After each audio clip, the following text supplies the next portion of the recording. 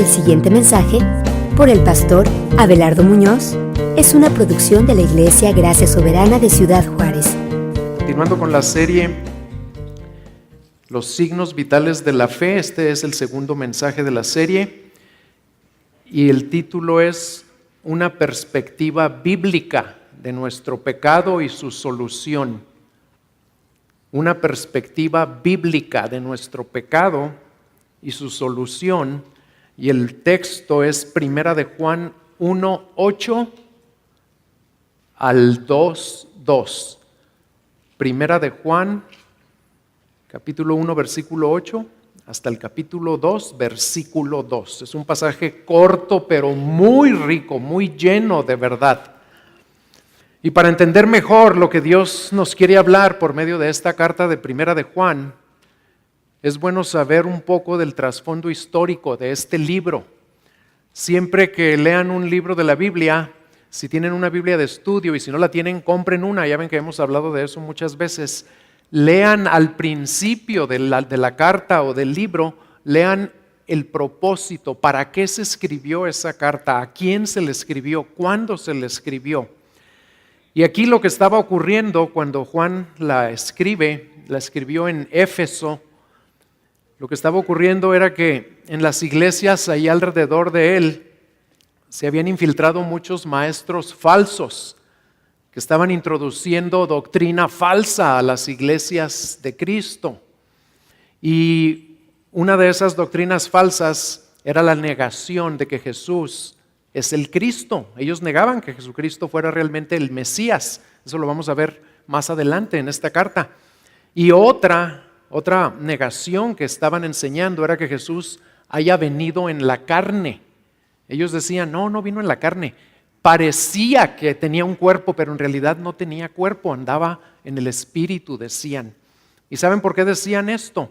Porque ellos eran gnósticos. Esta herejía se conocía como el gnosticismo y ellos creían que todo lo material es intrínsecamente malo. La materia, lo que se puede tocar, es malo, y que lo espiritual, lo que no se puede ver ni tocar, eso es lo que es bueno. Entonces decían, Cristo no pudo haber venido en cuerpo. ¿Por qué? Porque el cuerpo es materia, es carne y hueso, se puede tocar. Él vino, pero vino en espíritu, decían. Y para ellos la salvación se alcanzaba no por medio de la fe en Cristo y del arrepentimiento. La salvación se alcanzaba escapando del cuerpo por medio de un conocimiento especial. Por eso se llamaban gnósticos. La palabra gnosis quiere decir conocimiento. Entonces ellos decían, si quieres realmente ser salvo, tienes que recibir un conocimiento especial que Dios te da para que empieces a tener una comunión verdadera con Él. Pero vivían como les daba la gana. Como nos dijo Carlos la semana pasada, ellos decían que tenían comunión con Dios porque ya habían recibido ese conocimiento especial y en realidad andaban en tinieblas. No les importaba lo que hacían con su cuerpo porque decían que de todos modos el cuerpo no importa, el cuerpo es malo. Y ahora en esta sección vamos a ver lo que Juan nos dice en cuanto a qué debemos pensar acerca de nuestro pecado. ¿Por qué? Porque a ellos los estaban tratando de engañar. Así dice en Juan 2:26. Fíjense lo que dice ahí en el capítulo 2, versículo 26, que lo vamos a ver en unas semanas. Dice Juan, les he escrito estas cosas respecto a los que están tratando de engañaros. O sea que se las escribe para ayudarlos a no ser engañados por esos falsos maestros y para afirmarlos en la verdad o en la sana doctrina de Jesucristo. Y en el pasaje de hoy vamos a ver cuál era otro error que ellos estaban propagando, que ellos creían y que a veces nosotros también nos creemos, y cuál es la verdad, qué es lo que Dios quiere que creamos y entendamos acerca de nuestro pecado y de su solución. Vamos a leer Primera de Juan del 1:8 al 2:2. Si decimos que no tenemos pecado, nos engañamos a nosotros mismos y la verdad no está en nosotros. Si confesamos nuestros pecados, Él es fiel y justo para perdonarnos los pecados y para limpiarnos de toda maldad. Si decimos que no hemos pecado, le hacemos a Él mentiroso y su palabra no está en nosotros. Hijitos míos, os escribo estas cosas para que no pequéis. Y si alguno peca, abogado tenemos para con el Padre, a Jesucristo el justo. Él mismo es la propiciación por nuestros pecados, y no solo por los nuestros, sino también por los del mundo entero. Lo primero que vamos a ver es lo que Dios dice acerca de nuestro pecado. Y aquí vamos a ver 3 cosas. Número 1, negar que tenemos pecado es vivir engañados. Es vivir en la mentira y no en la verdad. Negar que tenemos pecado es vivir engañados.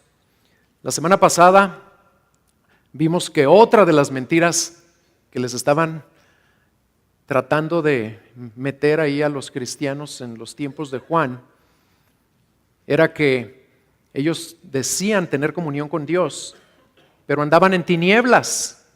¿Y qué decía Juan? Pues ellos dicen que tienen comunión con Dios, pero en realidad andan en tinieblas. Y si decimos que tenemos comunión con Dios y andamos en tinieblas, mentimos y no practicamos la verdad. Bueno, ahora nos dice algo parecido, pero le agrega algunos elementos. Ahora se refiere a otra falsa doctrina y en relación a nuestro pecado nos dice, si decimos que no tenemos pecado, nos engañamos a nosotros mismos y la verdad no está en nosotros. Lo que andaban afirmando esos falsos maestros no era que no tuvieran una naturaleza pecaminosa, porque pues al menos eso sí lo aceptaban, todos nacemos siendo pecadores, pero ellos decían que desde que habían recibido ese conocimiento especial de parte de Dios, hasta que habían sido iluminados y ya eran de los gnósticos, desde ese día ya no habían cometido ningún pecado y por lo tanto no tenían ninguna culpa por la cual buscar el perdón de Dios. ¿Por qué? Pues porque no lo habían ofendido.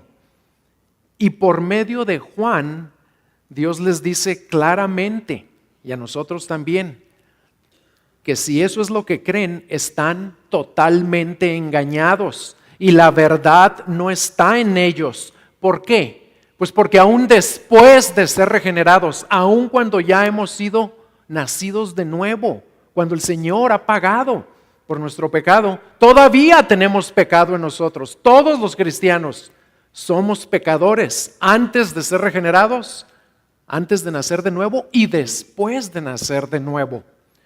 Ya no somos igual de pecadores que antes. Por la gracia y por el poder de Dios ya no pecamos igual, pero todavía somos pecadores y todavía pecamos. Eso es lo primero que Juan aclara.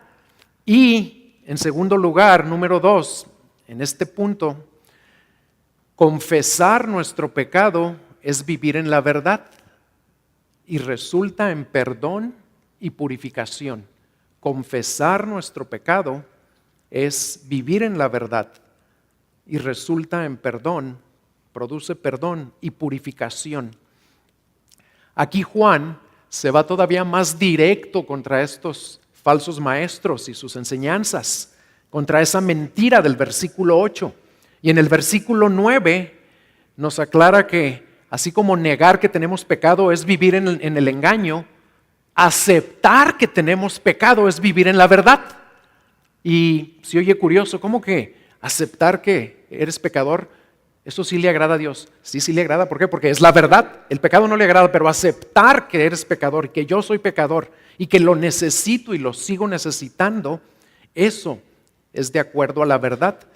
Y por eso dice el versículo 9, si confesamos nuestros pecados, Él es fiel y justo para perdonarnos los pecados y para limpiarnos de toda maldad. Y lo que Dios nos está hablando aquí por medio de Juan es que una persona que ha nacido de nuevo, que anda en la luz, porque esta carta se la está dirigiendo a cristianos, a creyentes, una persona que ya es de Cristo, es una persona que vive confesando su pecado. Primero a Dios, ¿verdad? Reconociendo que lo ofende Si ustedes nunca confiesan su pecado, ¿por qué? Pues porque no les gusta o no lo quieren reconocer o no lo ven tan mal, pues lo más probable es que no andan en la luz, que no son todavía de la luz. ¿Por qué? Porque cuando uno sabe que ofende al que murió por nosotros, uno sabe que le ha causado tristeza y dolor al que mandó a su hijo a morir por nosotros, pues lo más natural es que cuando yo sé que lo he ofendido, se lo confieso, lo reconozco, me duele, lo acepto. Y las personas que nunca reconocen siguen viviendo en ese engaño. Y una persona que ha nacido de nuevo, que anda en la luz, no nada más le confiesa sus pecados, no nada más reconoce que es pecador, punto. Y cuando peca le confiesa a Dios en qué pecó. No le da vueltas y no le dice, Señor, pues si te ofendí, perdóname. Si en algo te hice sentir mal, lo siento. Voy a tratar de ser mejor. No lo hace así. Lo dice de una manera específica. Si yo sé que pequé, ¿por qué? Porque me enojé, le digo, Señor, me enojé. Cedí a la ira, le grité o ofendí o agredí a alguien. Y lo confiesa uno específicamente. Si yo sé que fui deshonesto, le digo, Señor, te ofendí al ser deshonesto. Si yo sé que no quiero perdonar a alguien, así lo confieso, no quiero perdonar. No nada más general y vagamente, sino que tenemos que confesar a Dios de una manera específica. Pero ¿saben también qué? También le tenemos que confesar a otros creyentes nuestro pecado en el contexto adecuado. No siempre y no todo, pero cuando es correcto y apropiado, Dios nos dice que una persona que anda en la luz confiesa su pecado, reconoce su pecado y va y lo confiesa y pide perdón a la persona que ha ofendido, no nada más a Dios. ¿Por qué? Porque si no le pedimos perdón ni a Dios, si no lo confesamos delante de Dios, pues en primer lugar se rompe nuestra comunión con Él. Y si tampoco le confesamos el pecado al que hemos ofendido, se rompe nuestra comunión con otros hermanos. ¿Cómo se sienten ustedes cuando alguien les ha hecho una agachada? Una agachada y clarito saben ustedes quién fue. Y luego al día siguiente esa persona viene y los saluda y les da un abrazo y un beso y quiere cotorrear y quiere platicar como si nada hubiera pasado. ¿Cómo se siente uno? Pues raro, ¿verdad? No se puede. Es imposible tener la misma relación, la misma comunión, la misma interacción. ¿Por qué? Porque hay algo pendiente ahí. Así es con Dios. Si sé que lo he ofendido, pues no voy a venir con familiaridad y como si nada hubiera pasado. Entonces necesitamos ser de los que caminan en la luz. ¿Y cómo son ellos? Confesando nuestros pecados a Dios y unos a otros cuando es necesario. ¿Y qué significa? ¿Qué significa confesar nuestro pecado? Pues significa ponernos de acuerdo con Dios. Significa decir lo mismo que dice Dios acerca de mi pecado. Significa que no lo voy a tratar de minimizar, no lo voy a tratar de adornar, no lo voy a tratar de suavizar. Simplemente voy a decir lo que Dios dice que es pecado, ofensa, lo que haya sido. Eso es confesarlo, es aceptar la opinión que Dios tiene de mi pecado y recibirla, reconocerla y no darle ninguna vuelta al asunto, ser bien honesto con lo que Dios dice. Porque si no recibo, si no confieso, si no reconozco mi pecado, es como si mi opinión fuera más importante que la opinión de Dios. ¿Y saben qué pasa con las personas que no aceptan lo que Dios dice? Que no reconocen, que no confiesan su pecado, porque para confesarlo primero hay que reconocerlo. Esas personas siguen esclavizadas a su pecado y no van a vencerlo. ¿Por qué? Pues porque no le están creyendo y no se están sometiendo al único que los puede ayudar a ser libres. Una de las principales razones por las que se nos hace tan difícil confesar nuestros pecados es por nuestro orgullo. Todos somos muy orgullosos, más de lo que pensamos. Todos. Acuérdense, tenemos más orgullo del que yo creo que tengo, pero ni nos damos cuenta cuánto tenemos. Y por eso no nos gusta confesar nuestro pecado. Tenemos temor al hombre y muchas veces le tenemos más temor al hombre, al qué dirán, qué pensarán, qué opinión o qué reputación voy a tener ante ellos. Le tenemos más temor a eso que a Dios, a lo que diga Dios. Pero la confesión sincera, la confesión bíblica, es un medio de gracia. Es una disciplina espiritual muy benéfica porque produce muchas más consecuencias positivas que negativas.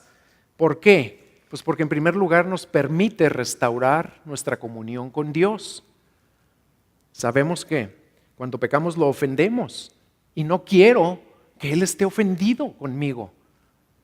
Y en segundo lugar, cuando reconocemos y confesamos nuestros pecados, eso nos lleva a una postura de humildad. Eso requiere que uno sea humilde y reconozca. Y al ser humildes, Dios dice que Él da gracia al humilde, pero resiste al soberbio. Por eso es que Dios aquí nos insta, aquí nos exhorta, aquí nos pide, confiesa tus pecados. No porque Él necesite que yo lo haga, no, Él no lo necesita, ni es para su bien, es para mi propio bien. Porque si confieso mi pecado, Él me puede dar gracia, me puede derramar la gracia que necesito para cambiar, para crecer y para en el futuro vencer ese pecado. Y hay muchos otros beneficios a confesar nuestros pecados.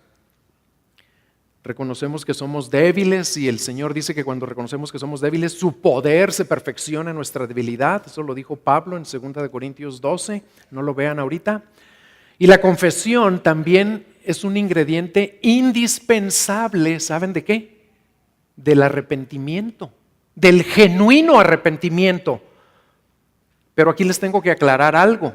No nada más porque una persona confiesa su pecado quiere decir que ya se arrepintió. Hay mucha gente que confiesa su pecado, pero ¿saben por qué lo hace? Porque le conviene. Porque si no lo confiesa, sabe que va a haber peores consecuencias que si lo confiesa.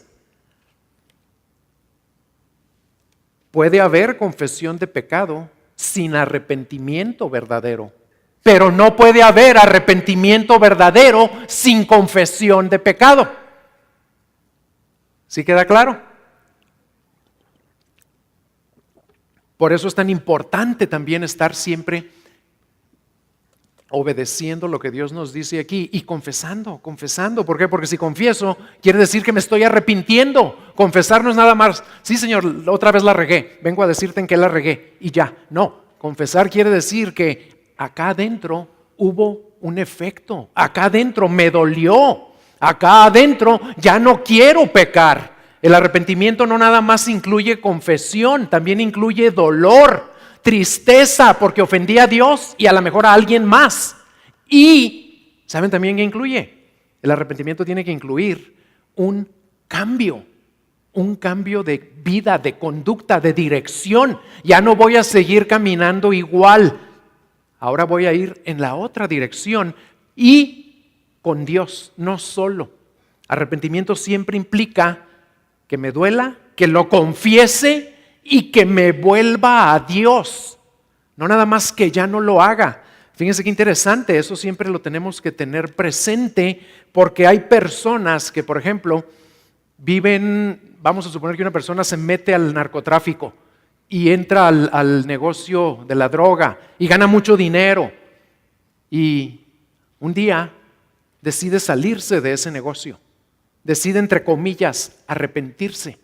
¿Por qué? Pues porque sabe que lo pueden matar, porque sabe que hay muchos riesgos, o puede terminar en la cárcel, o por lo que quieran y gusten, decide salirse de eso y lo confiesa. Y le duele que le hizo mal a su familia, porque su familia pues ya siempre va a tener la reputación de que su papá era un narco, su esposo era un narco y que el dinero que tienen era dinero mal hecho, etc. Bueno, si esa persona, entre comillas, confiesa que estaba mal lo que hacía, deja todo eso, hasta se deshace de todo el dinero y las cosas que adquirió y empieza a trabajar como Dios manda.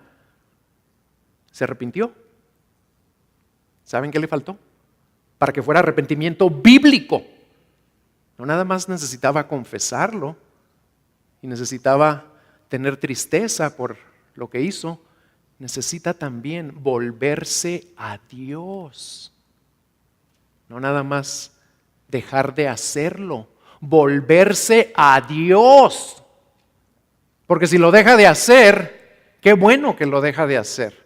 Y qué bueno que ya no es como era. Pero para Dios no hubo un verdadero arrepentimiento.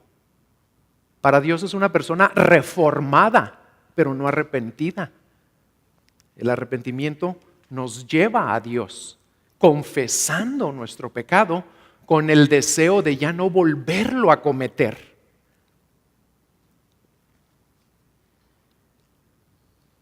En Proverbios 28:13, Salomón nos dice: el que encubre sus pecados no prosperará, pero el que los confiesa y los abandona hallará misericordia. ¿Y saben en qué consiste esa misericordia? Aquí viene en el versículo 9, ahí enseguidita de cuando Juan nos dice que los confesemos. En el versículo 9 sigue diciendo: si confesamos nuestros pecados, ¿qué pasa?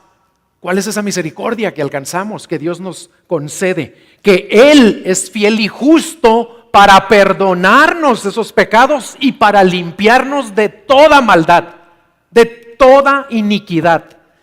Aquí Juan reafirma algo que ya había dicho antes, no lo lean, en el versículo 7, ahí del capítulo 1.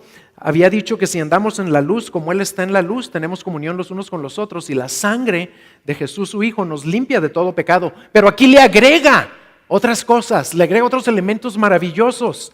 ¿Qué dice aquí? Dice que además de que nos perdona los pecados, nos limpia de toda maldad. En el otro versículo nada más digo que nos limpia de todo pecado. Aquí nos dice en qué consiste esa limpieza. Te perdona todo lo que hayas hecho y te limpia y te lava de la contaminación que te produjo ese pecado. ¿Por qué? ¿Por qué creen que Dios es así? Pues ahí dice, porque Él es fiel y justo. ¿Fiel a qué?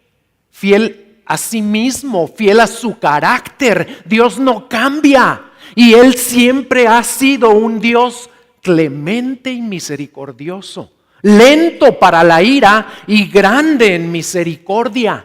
Y porque así es Él y no cambia, por eso perdona nuestro pecado y nos limpia de toda maldad. Él es fiel no nada más a su carácter, a lo que Él es, un Dios lento para la ira y grande en misericordia. Y eso lo dicen muchas partes de la Biblia. Pero ¿saben también a qué es fiel? A sus promesas. Es fiel a todas las promesas que ha hecho. Y una de las más hermosas de toda la Biblia está en Miqueas 7, 18 al 20. Vamos a leer Miqueas 7, 18 al 20. Vean qué hermosa promesa. ¿Qué Dios hay como tú, que perdona la iniquidad y pasa por alto la rebeldía del remanente de su heredad? No persistirá en su ira para siempre, porque se complace, se deleita en la misericordia. Volverá a compadecerse de nosotros, hollará nuestras iniquidades. Sí, arrojará a las profundidades del mar todos sus pecados. Otorgarás a Jacob la verdad y a Abraham la misericordia, las cuales juraste a nuestros padres desde los días de antaño. Y nosotros somos descendientes de Abraham y de Jacob por la fe. Entonces nos ha otorgado verdad, pero también misericordia. Si ya somos de Cristo y andamos en la luz y cometemos pecado, lo que tenemos que hacer es confesar esos pecados con la intención de no volverlos a cometer, no a la ligera. Confesarlos con dolor, con tristeza y con un genuino arrepentimiento, porque ya no quiero volverlos a cometer. ¿Y qué hace Dios? Él es fiel y justo. Y como es fiel a estas promesas, me va a perdonar todo pecado y me va a limpiar de toda maldad. ¿Y saben qué quiere decir que nos perdona de todo pecado? Quiere decir que ya no guarda nuestros pecados como cuentas pendientes en nuestra contra. Quiere decir que cancela totalmente la deuda que teníamos con Él, que quita toda la culpa. Aquí me acuerdo de mi infancia un poco y sufrí mucho en la infancia algunas cosas. ¿Saben qué fue una de las cosas que más sufrí? Que mi mamá no era como Dios. Mi mamá sí guardaba mis pecados como cuentas pendientes en mi contra. Mi mamá no cancelaba las deudas, ni la mía ni la de mi hermano. A los más chicos ya no les tocó tanto, ¿verdad? Pero usaba una frase muy común que me caía tan gorda porque siempre significaba dolor, golpes, cintarazos. Siempre nos andaba diciendo a mí y a mi hermano, te tengo en jabón. Gracias a Dios que no quedé traumado con el jabón para no volverlo a usar, ¿verdad? Pero siempre nos andaba diciendo, te tengo en jabón. Y, nomás oíamos esa frase y ya sabíamos, venían los cintarazos. Y estábamos tan acostumbrados, mi hermano y yo, a eso que yo no quería que le pegaran a él tampoco. Porque siempre que le pegaban a él, se iba a acordar de algo que yo tenía pendiente. Siempre. Y si no se acordaba, pues yo creo, no sé qué hacía mi mamá ahí, pero nomás por oír los chillidos de mi hermano, chillaba muy feo, pobrecito, venía y me daba a mí también. Entonces yo sabía, si oía ese chillido de tipo ambulancia, donde anduviera yo en la casa, ya sabía, me venía una palabra a la mente en cuanto yo lo oía chillar a él, zurra, porque venía para mí en unos cuantos minutos. Pero gracias a Dios, Él no es así. Él no es así. En el momento que le confesamos nuestros pecados, y mi mamá no era cristiana, ya no es así tampoco, para que no vayan a pensar que así sigue siendo, no. En aquellos momentos, así creció ella, creció en una familia marcada por la tragedia. A mi abuelo lo mataron cuando ella tenía 2 años y eran 8 de familia. El más grande tenía 10 y uno estaba en el vientre de mi abuela. Mi mamá era la tercera de abajo para arriba y matan a mi abuelo y pues mi abuela tiene que vérselas sola ante la vida con 8 hijos y fue muy dura también ella, entonces mi mamá también así fue. Pero Dios no es así, gracias a Él que Él sí perdona y quita la culpa y cancela la deuda y ya no vuelve a usar en nuestra contra esas cuentas pendientes. Él que hace, como lo dice aquí en Miqueas, Él vuelve a compadecerse de nosotros y aplasta nuestras iniquidades. Eso quiere decir que las va a hollar, las aplasta y las desaparece y las entierra en lo más profundo del mar. Y si vuelvo a pecar, ¿qué pasa? Pues si vuelvo a pecar y voy y lo confieso, Él vuelve a perdonarme y a aplastar mis iniquidades. Y si vuelvo a pecar, Él vuelve y vuelve y vuelve. Bendito sea Él. Así es nuestro Dios. Si a Pedro le dijo, cuando Pedro le preguntó, ¿cuántas veces tengo que perdonar a mi hermano que peca contra mí? ¿Y qué le dijo? 70 veces 7, si tu hermano viene y arrepentido, fíjense cómo usó esa palabra, si viene arrepentido y te pide perdón, perdónalo. ¿Cuántas veces, Señor? 70, no 70, 70 veces 7. A mí nadie me ha pedido perdón 490 veces en un día. Ni yo se lo pido a Dios, pero si a nosotros nos dijo eso, y sabe que somos débiles y frágiles, impacientes, pues Imagínense la misericordia que Él tiene para con nosotros. Y no nada más nos perdona, nos limpia de toda maldad. ¿Por qué? ¿Por qué tuvo que agregar eso? ¿Por qué no lo dejó con el perdón? Te perdona de todo pecado, pero dice, y te limpia de toda maldad. ¿Saben por qué nos limpia de toda maldad? Porque también es necesaria esa limpieza. Así como nuestro pecado nos hace culpables delante de Dios y necesitados de perdón, nuestro pecado también nos hace impuros delante de Dios y necesitados de limpieza. Por eso dice ahí que nos limpia de toda maldad. El perdón nos quita la culpa por el pecado. Pero cuando pecamos, ¿saben qué se queda en nosotros? Una mancha. El pecado produce mugre, produce hediondez, produce mal olor porque ofendemos a un Dios santo. Y ese Dios que es santo también es perfecto. Y no nada más me quita la culpa, sino que cuando vengo y confieso mis pecados en genuino arrepentimiento, Él me perdona y me limpia del olor y de la mancha y de la mugre que el pecado había producido en mí. Así de bueno es nuestro Dios. Y de acuerdo a varios expertos, esa limpieza también significa que Dios nos va limpiando poco a poco, gradualmente, nos va liberando del poder que esos pecados todavía tienen en nuestro corazón. Fíjense qué bueno es Dios. No nada más perdona y limpia del mal olor que le causamos, no, sino que me va limpiando y liberando del poder que tiene el pecado en mi vida. Por eso es tan importante confesar nuestro pecado. ¿Saben quiénes son las personas que más batallan con su pecado? Las que nunca lo confiesan. ¿Por qué? Pues porque no están trayéndolo a la luz. ¿Para qué? Para recibir la ayuda y el perdón y la limpieza que Dios les quiere dar. Y las personas que más lo confiesan, poco a poco van a ir resistiéndolo más, venciéndolo más, aborreciéndolo más. ¿Por qué? Porque están trayéndolo a la luz, están obedeciendo lo que Dios dice aquí.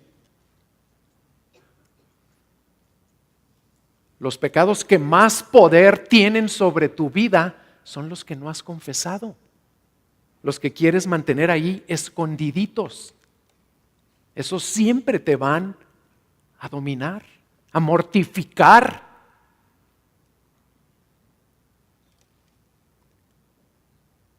Necesitamos confesarlos para recibir el beneficio total del perdón. Así lo dice Dios. Es como si alguien les regala un certificado de alguna tienda. Pues sí, ya está pagada esa cantidad de dinero y tú ya puedes ir y usarlo y recibir el beneficio de lo que te regalaron. Cristo ya consiguió, ya compró, ya pagó nuestro perdón. Pero para recibir el beneficio en mi propia vida, necesito confesarlo. Así como para recibir el beneficio de un certificado, necesitas ir a la tienda y decir, aquí está. Así yo necesito venir con Cristo y con Dios y decirle, Señor, aquí está mi pecado. Te volví a ofender con esto y esto y esto. Aquí está. No lo oculto, no lo disimulo, no lo minimizo. Aquí está. Pero cuando le digo aquí está, Él me dice, muy bien, gracias por obedecer lo que te digo en mi palabra. Y está perdonado. Y está lavado. Y está enterrado en lo más profundo del mar. Así nos trata. Así nos recibe. ¿Existe algún pecado no confesado en tu vida? Pregúntate si el Espíritu te está hablando, te está señalando algo. Y pregúntate qué te impide confesarlo y abandonarlo. No nada más confesarlo y dejarlo, aborrecerlo. Dios quiere que lo hagas hoy mismo. Salud. Número 3. negar que hemos pecado, porque no termina aquí, negar que hemos pecado es decirle a Dios mentiroso.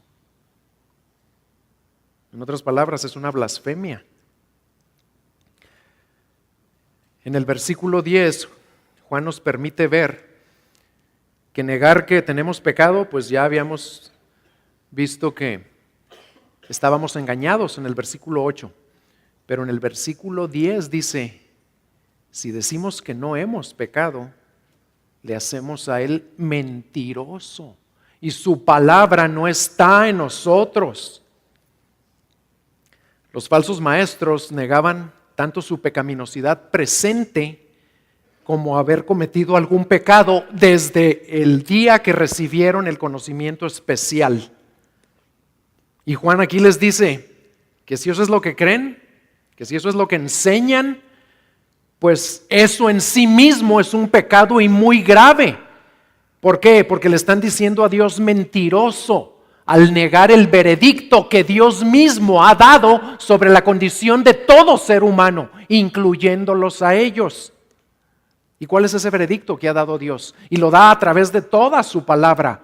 ¿Saben cuál es ese veredicto? Vamos a verlo. Salmo 14:3. Todos se han desviado, a una se han corrompido. No hay quien haga el bien, no hay ni siquiera uno. Y eso se repite en Romanos capítulo 3. Otro, Eclesiastés capítulo 7, versículo 20. Ciertamente no hay hombre justo en la tierra que haga el bien y nunca peque. Entiendan bien lo que está diciendo aquí la palabra, porque no está diciendo que no hay nadie que no haga el bien. Todos podemos hacer algún bien y lo hacemos de vez en cuando. Pero fíjense lo que está diciendo aquí. No hay alguien que siempre haga el bien y nunca peque. Todos pecamos, aunque hagamos el bien de vez en cuando. La clave es, pecamos, somos pecadores. Y en Romanos 3:23, por cuanto todos pecaron y no alcanzan la gloria de Dios. Más claro no puede estar. Y eso es lo que estaban negando esas personas. Y lo que les acabo de leer no son comentarios aislados acerca de algún grupo específico de personas. ¿Saben qué es? Es el testimonio claro de la Escritura acerca de toda la humanidad, acerca de la universalidad del pecado. La revelación que nos ha dado Dios en su palabra no nada más afirma nuestra pecaminosidad, sino que afirma que Él es un Dios lento para la ira, grande en misericordia, que se deleita como lo leímos ahorita, se complace, como lo acabamos de leer en Miqueas. ¿En qué se complace? En perdonar. ¿Perdonar qué? Pecado. Si Él se deleita en perdonar y no hubiera pecado, pues se deleitaría a Dioquis, porque no habría que perdonar. Pero se deleita en perdonar lo que sabe que todos tenemos: pecado. Y ellos negaban eso. Ellos resistían esa enseñanza y decían, no, ya no necesitamos ningún perdón. ¿Por qué? Pues porque ya no hemos pecado. Desde que tenemos esa iluminación, ese conocimiento especial, ya no pecamos.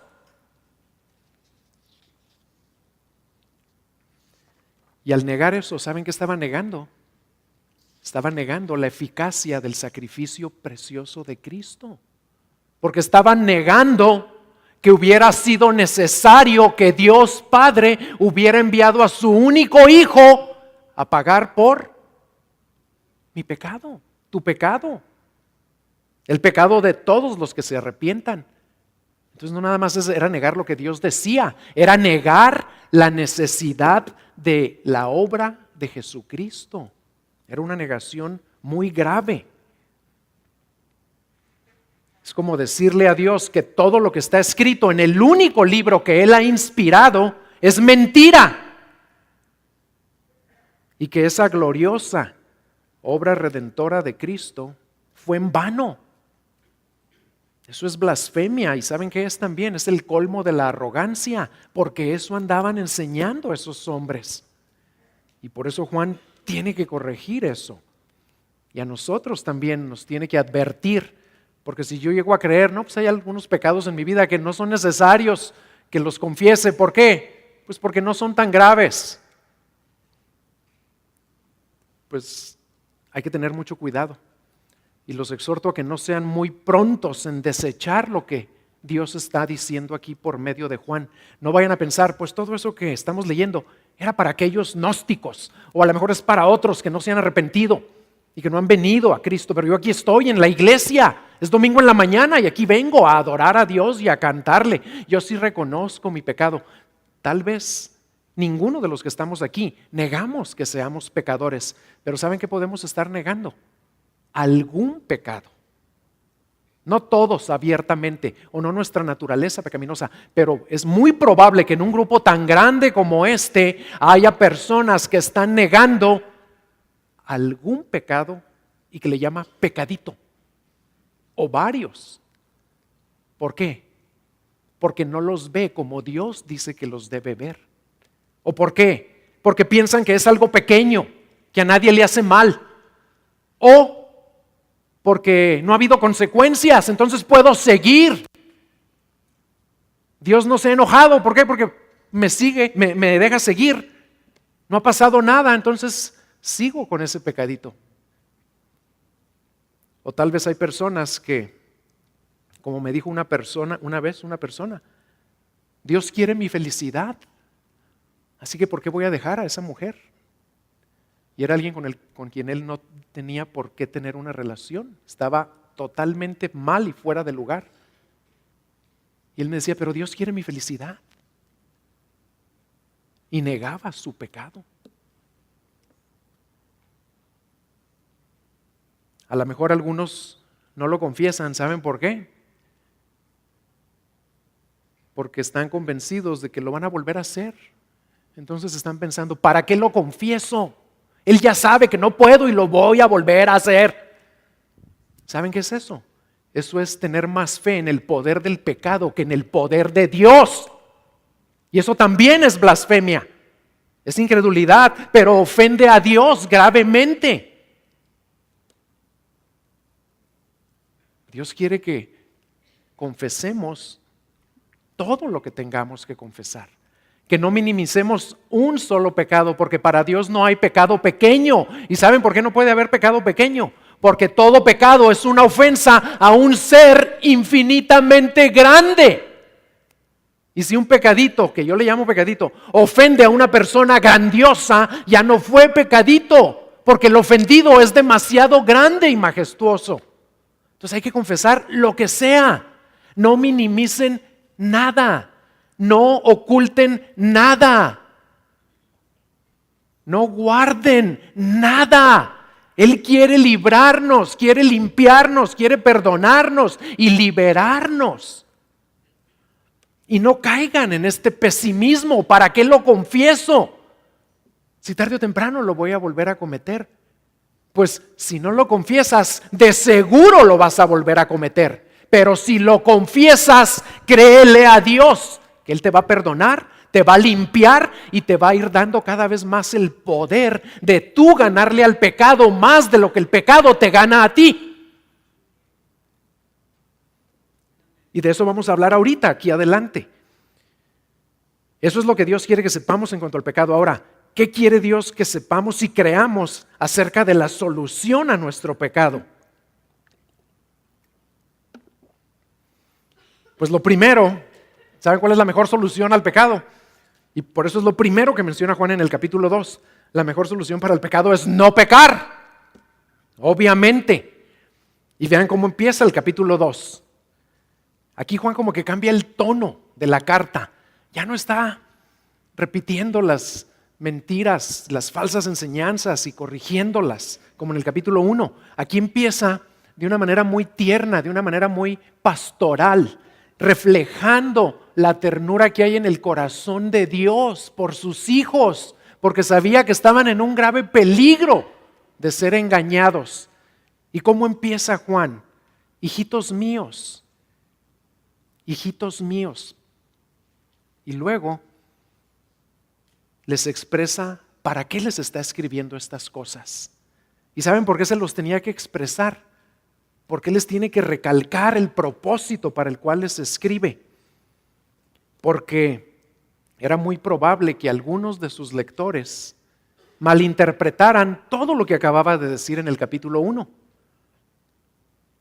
Y que malinterpretaran el hecho de que los cristianos pues no estamos libres de pecado como una excusa para seguir pecando. ¿Por qué? Pues porque siempre va a haber pecado. Si el pecado es una característica de todo cristiano, y eso queda muy claro en el capítulo 1, y no lo puedo negar, y por medio de la confesión del pecado tengo libre acceso al perdón, entonces algunos de sus lectores pudieran llegar a esta conclusión. En mí siempre va a haber pecado, y cada vez que peque, pues si lo confieso, recibo perdón. Pero agréguenle, si lo confieso con arrepentimiento. Pero alguien puede haber estado pensando a la ligera, en mí va a haber pecado. Cuando peque, si lo confieso, recibo perdón. Entonces, pues, ¿puedo seguir pecando? Al cabo otra vez voy y lo confieso y recibo perdón. Y vuelvo a pecar y voy y lo confieso y recibo otra vez perdón. Y lo pueden malinterpretar como que no pasa nada si sigo pecando. O como lo interpretaron algunos lectores de la carta de Pablo en Romanos 6:1. ¿Saben qué preguntaban a Pablo?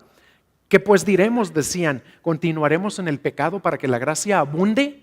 Porque Pablo les había dicho, donde abunda el pecado, sobreabunda la gracia. Entonces ellos dijeron, entonces, si donde abunda el pecado, sobreabunda la gracia, pues, ¿seguiremos pecando para que venga más gracia?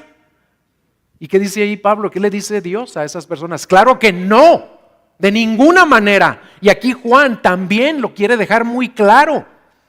¿Y saben qué es lo primero que les dice? Les escribo estas cosas para que no pequen. Capítulo 2, versículo 1. Chovy me mandó una traducción moderna de este mismo versículo que dice así: yo los quiero a ustedes como a hijos. Por eso les escribo esta carta, para que no pequen. Para eso nos dijo todo lo que está escrito en el capítulo 1. Dios quiere que como sus hijos amados, como personas que andamos en la luz, seamos siempre honestos, siempre humildes, para reconocer que somos pecadores y que aún pecamos.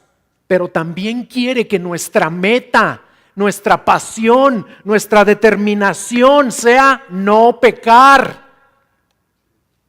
Y si Dios mismo nos lo manda, quiere decir que sí se puede, como le dicen a la selección, ¿verdad? Sí se puede. No, ¿qué se puede? No pecar. Sí se puede no pecar. No totalmente y el resto de la vida, pero ¿en qué sentido? Fíjense, si su gracia y su poder están obrando en nosotros por medio de su Espíritu y de su palabra, sí se puede no pecar, en el sentido de no practicar el pecado como un estilo de vida. Y de eso lo vamos a ver más a fondo en unas cuantas semanas. Sí se puede en el sentido de no vivir dominados o esclavizados por ningún pecado. Y en el sentido de vencer más al pecado de lo que el pecado nos vence a nosotros. Por eso nos dice, no pequen. Dios les va a dar la gracia y el poder para no practicar el pecado. Y como Dios es muy realista, es muy sabio, es muy previsor, pero también es muy compasivo, en el versículo, allá adelantito, en el mismo versículo, ¿qué dice? Y si alguno peca, porque Él sabe que vamos a volver a pecar, aunque cada vez menos, esa debe ser la característica de nuestra vida, que pecamos cada vez menos. ¿Por qué? Porque andamos en la luz y tenemos su gracia y su Espíritu morando en nosotros. Y si alguno peca, abogado tenemos para con el Padre, a Jesucristo el justo.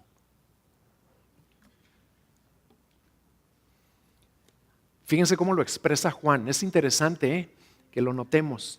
Y si alguno peca, ¿qué está asumiendo ahí? ¿Por qué pone y si?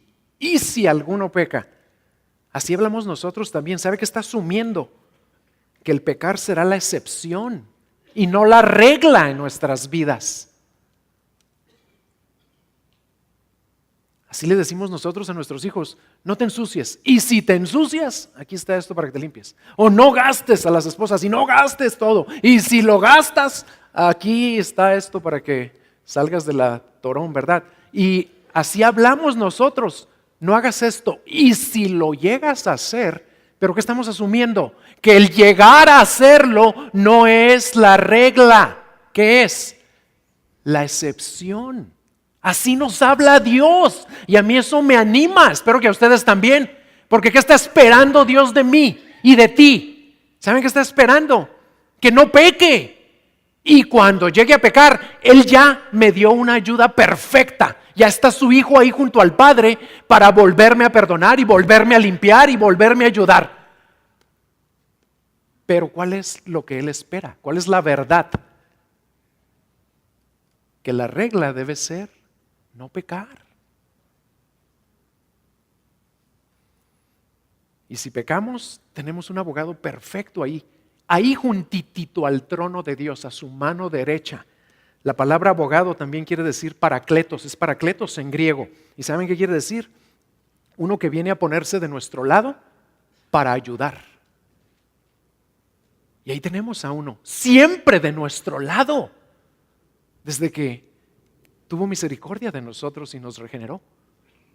Y ahí está siempre junto al Padre para ayudar.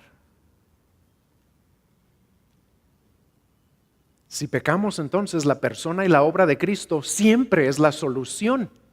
Porque hay perdón, porque hay limpieza, siempre disponibles para el que peca y lo confiesa, Para el que peca ahí, lo confiesa. No es nada más para el que peca, es para el que peca y lo confiesa. Y si lo confiesa, debe ser parte de un arrepentimiento. ¿Y por qué hay ese perdón y esa limpieza siempre disponibles?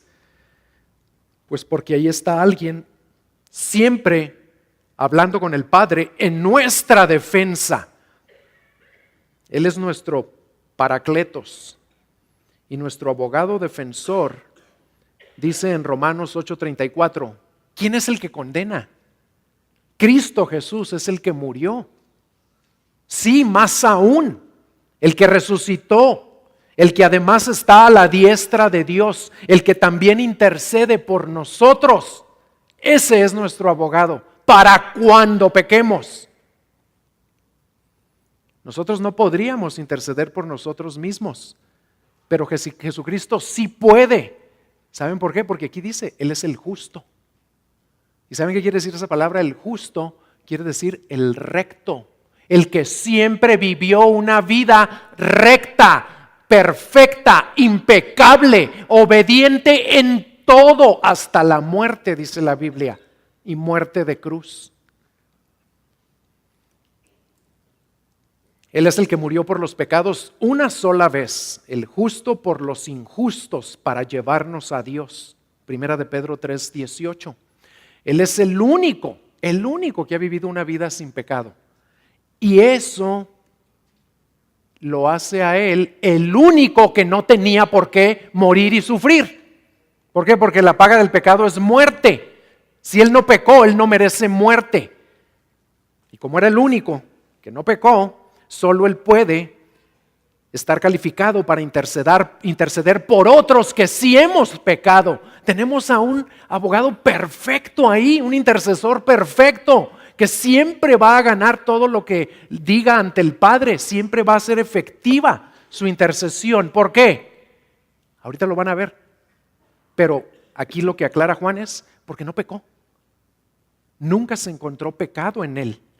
Y solo Él puede rogarle al Padre que nos perdone en base a esa justicia, a esa vida recta. ¿Saben por qué le pide al Padre que nos perdone? Por los méritos de su propia vida de obediencia perfecta. Y el Padre lo tiene que escuchar, porque el que le está pidiendo vivió una vida de obediencia perfecta a Él. Y por esos méritos está pidiendo a nuestro favor también. En el versículo 2, de ahí del capítulo 2, viene más a fondo por qué su intercesión siempre es efectiva. Ahí Juan nos dice que Él mismo es la propiciación por nuestros pecados, y no solo por los nuestros, sino también por los del mundo entero. Aquí es muy importante que entendamos qué quiere decir esta palabra propiciación. En la Biblia hay varias palabras claves que terminan con on: reconciliación, propiciación, expiación, justificación. Apréndanse bien qué quieren decir, porque son muy importantes. Tan importante es esta palabra que sin esta palabra no habría evangelio. Esta palabra es un elemento fundamental del evangelio. Si no hubiera propiciación, no habría buenas nuevas. ¿Y saben qué quiere decir? Tiene dos ideas principales. La primera se refiere a expiar o hacer expiación. ¿Y qué quiere decir eso? Pues ya les expliqué qué es propiciación, pero los dejo igual, ¿verdad? ¿Qué es expiación? Bueno, no está tan difícil, miren. Ya nunca se les va a olvidar. Expiación significa quitar la culpa producida por el pecado por medio de un sacrificio. Otra vez, ¿qué es expiación o expiar? Quitar la culpa producida por el pecado por medio de un sacrificio. Y Cristo mismo llevó eso a cabo. Por eso el Padre siempre nos puede perdonar y limpiar y ayudar y se restablece nuestra comunión con Él. Porque el que se lo está pidiendo es el mismo que quitó la culpa producida por nuestro pecado. Él es la propiciación, Él es la expiación por mi pecado y el tuyo, si ya te arrepentiste. Y para apreciar más la riqueza de este versículo, debemos recordar algo, hermanos. Todo pecado que cometemos merece muerte, porque ofende a un Dios santo, y nosotros somos culpables y merecedores de muerte y castigo eterno. Pero ¿saben qué hizo el Padre? En su infinito amor, abran la Biblia ya adelantito en Juan, capítulo 4, versículo 10, porque estas son las dos únicas ocasiones en las que se menciona la palabra propiciación. Y esto lo vamos a repetir cuando lleguemos al capítulo 4, pero vean qué hermoso. Dios mismo tomó la iniciativa. ¿Y qué nos dice en Juan 4:10? En esto consiste el amor, no en que nosotros hayamos amado a Dios, sino en que Él nos amó a nosotros y envió a su Hijo como propiciación por nuestros pecados. Por eso, hermanos, Jesús es el único que puede abogar por nosotros ante el Padre y garantizar nuestro perdón. ¿Perdón de qué? De todo. Pero no sabes lo que he hecho, Abelardo. De todo pecado. Pero lo mío es muy grave. De todo pecado. Pero lo he hecho muchas veces. De todo pecado. Porque Él mismo sufrió el castigo de todo pecado. Tomó nuestro lugar. Quitó de en medio la culpa de todo pecado. La culpa que nos hacía enemigos de Dios. Y lo hizo por medio de su muerte en la cruz. Por eso nunca vamos a dejar de cantarlo. Y no nada más aquí en la tierra. Lo vamos a estar cantando por toda la eternidad también.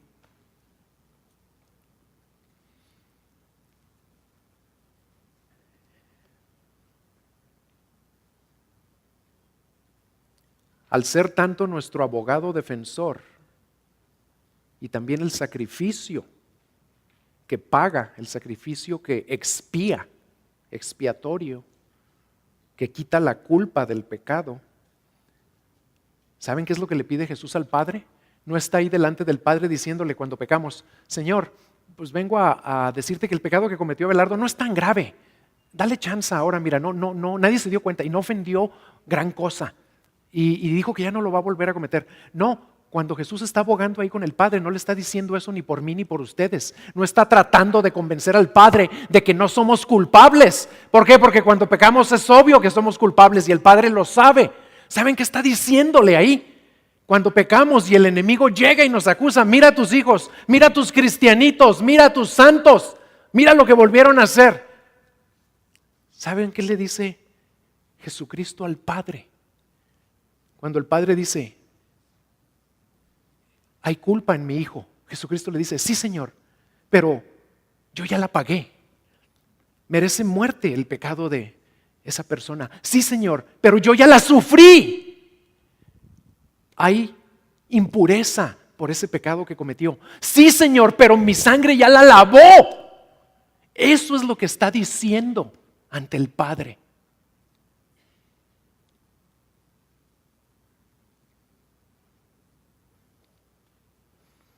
Y la segunda idea detrás de esta palabra, propiciación, es que por nuestro pecado éramos objetos de la justa ira de Dios. Pero el sacrificio de Cristo aplaca o aparta esa ira, la quita de sobre nosotros y hace posible que ahora Dios nos sea propicio. En otras palabras, que en lugar de vernos con ira, nos vea con favor. Así de maravilloso es lo que Cristo hizo.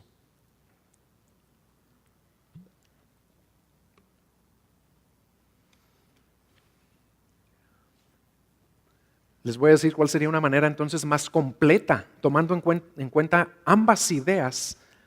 Una paráfrasis de este versículo sería: Él mismo es quien se ofreció en sacrificio para quitar la culpa por nuestros pecados y para apartar de nosotros la ira de Dios y hacer posible que ahora nos vea con favor. Lo voy a repetir. Él mismo es quien se ofreció en sacrificio para quitar la culpa por nuestros pecados y para apartar de nosotros la ira de Dios y hacer posible que ahora nos vea con favor nuestro Padre. Ya no somos sus enemigos. Ya no estamos esperando un día recibir todo el peso de su ira y el castigo y el tormento eterno. ¿Por qué? Porque ya lo recibió su Hijo. Ya pagó su Hijo, ya sufrió su Hijo, ya murió su Hijo. Y todo lo que su Hijo hizo, lo hizo por mí y por ti. Lo hizo para nuestro bien. Y la maravilla de este versículo no se acaba ahí, porque ¿cómo termina? Juan dice que la eficacia de ese sacrificio no está limitada al grupo de personas que él les estaba escribiendo. ¿Saben para quién es la eficacia de este sacrificio? Para toda la humanidad. Por eso dice, y no solo por los nuestros, sino también por los del mundo entero.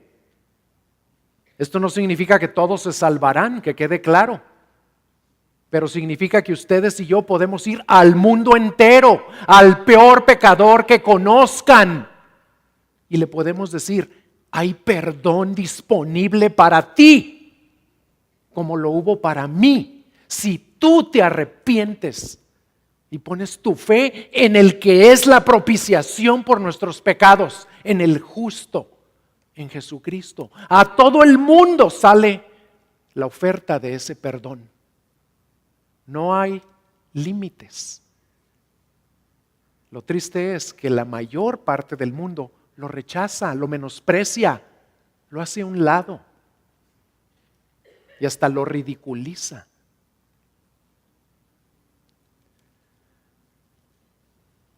Pero todos lo necesitan. Todos. Por eso su eficacia es universal, porque la culpa también es universal.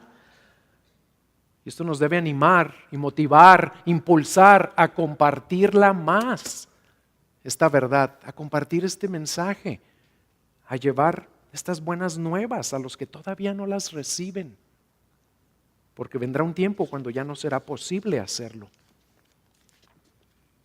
Bonita, ¿me pasa esa agua, por favor?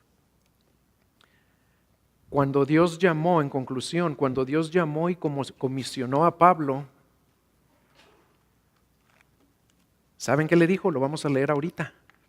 Cuando Dios lo llamó y le dijo: te voy a mandar a los gentiles, a los paganos como nosotros, que no conocíamos a Dios y que no éramos judíos.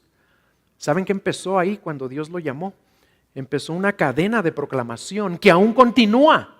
Y porque Pablo fue fiel y aquellos a los que él les habló fueron fieles, algún día alguien nos habló a nosotros, 2000 años después de que Pablo empezó.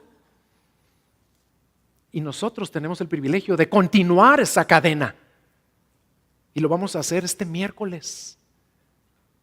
Una vez más en Alfa. ¿Y saben cuántos años son ya? 14.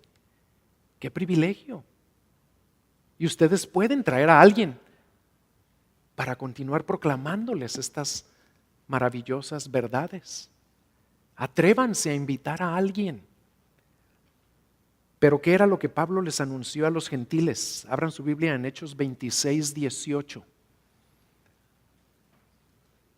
Hechos 26, 18. ¿Para qué lo comisionó Pablo, Dios a Pablo, y para qué nos comisiona a nosotros? Y a todo creyente, a partir de la ascensión del Señor Jesucristo, para que abra sus ojos a fin de que se vuelvan de la oscuridad a la luz y del dominio de Satanás a Dios, para que reciban por la fe en mí el perdón de pecados y la herencia entre los que han sido santificados.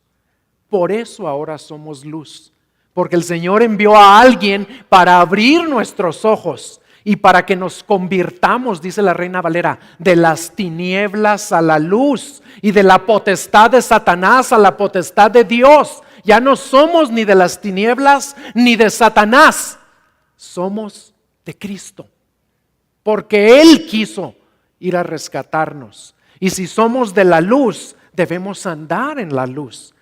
¿Y cómo andan los que son de la luz? Confesando sus pecados, con la intención de apartarse de ellos, arrepintiéndose y recibiendo el perdón de todo pecado y la limpieza de toda maldad. Y eso nos motiva a no pecar más, a resistir más y más todo pecado, sabiendo que si pecamos, tenemos un abogado perfecto que vuelve a tener misericordia de nosotros y vuelve a perdonarnos de todo pecado y vuelve a limpiarnos de toda maldad. Porque ya quitó la ira de Dios de nuestras vidas y ahora Dios nos ve con favor. ¿Cuál es la aplicación obvia, hermanos, de este mensaje? Nada más puede haber una.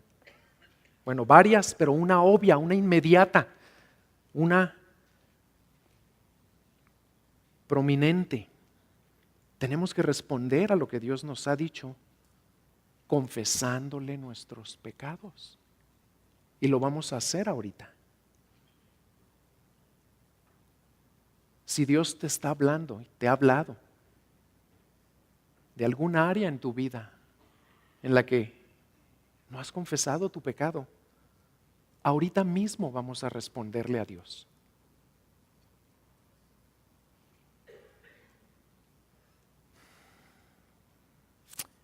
Y luego, después de confesar nuestro pecado, le vamos a cantar, dándole gracias. ¿Saben por qué?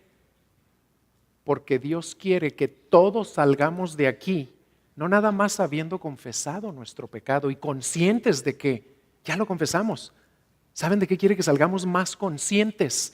De que estamos perdonados y además de perdonados, ¿saben qué? Limpios. Así nos vamos a ir todos, los que tengan fe, los que quieran. ¿Y quién no quiere salir de aquí perdonado y limpio, oliendo a Cristo? Pero para que eso suceda, tenemos que confesar nuestros pecados primero. Esperamos haya sido de bendición.